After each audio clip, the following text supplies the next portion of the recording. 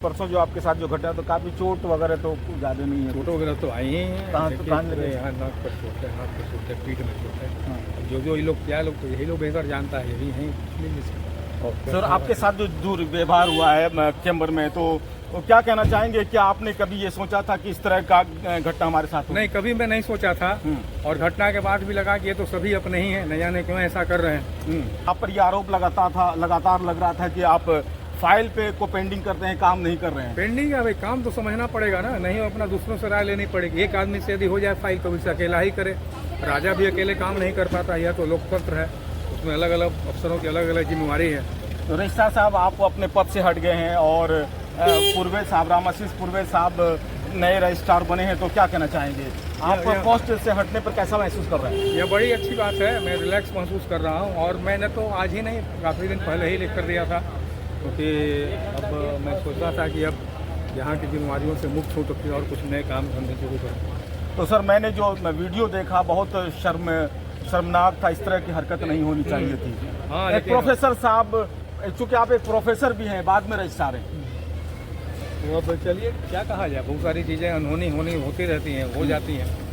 और हम तो अपने आप को सभी को अपना ही भाई बंद समझते थे। नहीं तो यह जो मुझे आज मिला हो, यह तो मुझे मुझे फरवरी से मिल रहा था, जबकि पहली बार आंदोलन हुआ था। मुझे तो लगा सभी अपने ही भाई बंद हुए थे, इन लोगों के साथ क्या किसी के साथ रहना। लेकिन खैर सर भागलपुर यूनिवर्सिटी में कैसा एक्सपीरियंस रहा है आपका?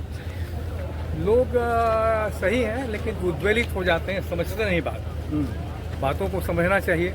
समझ बूझ से हर एक चीज़ का रास्ता निकलता है। किसी में समय ज़्यादा लगता है, किसी में कम लगता है। क्या सोचा है ये भागलपुर जाने के बाद?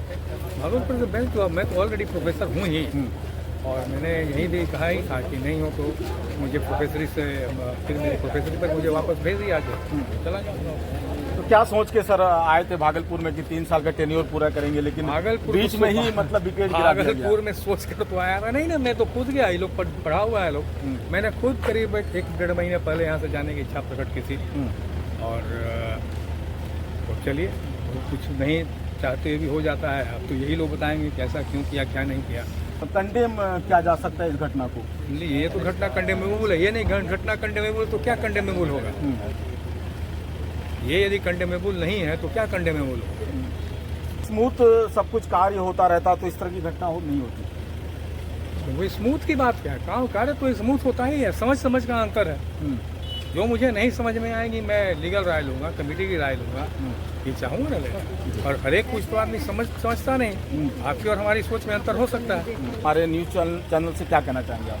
बहुत अच्छा रहा आपका तो, प्रथम बार से रहा। अच्छा, बीच में कुछ संपर्क में आने को टूट गया था, फिर अब देखिए। तो रामाशीष पूर्वे साहब को बधाई देना चाहेंगे जो बने हैं? क्यों नहीं बधाई देंगे? जरूर। तो सर ये अफसोस रहेगा दिल में आपको कि 3 साल टेन्योर पूरा नहीं कर पाया आप? नहीं, ऐसा कुछ नहीं है, ये तो समय है। जो कुछ होता है अगला स्टेप उससे ज़्यादा ही अच्छा होता है। सर शिक्षक कह रहे थे और कर्मचारी खास तौर पे कह रहे थे कि सर के कार्य से हम लोग नाखुश थे। अब ये तो अलग अलग बात है, खुशी नाखुशी तो अलग अलग दृष्टिकोण है। कोई किसी ध्रुव से खुश रह सकता है, किसी ध्रुव से नाखुश रह सकता है। समय की बात है। मुझे तो नहीं लगता किसी शिक्षक ने कभी कहा होगा कि वो नाखुश रहा। शिक्षकों का तो हमारे पास तो वैसा कुछ कभी आया नहीं।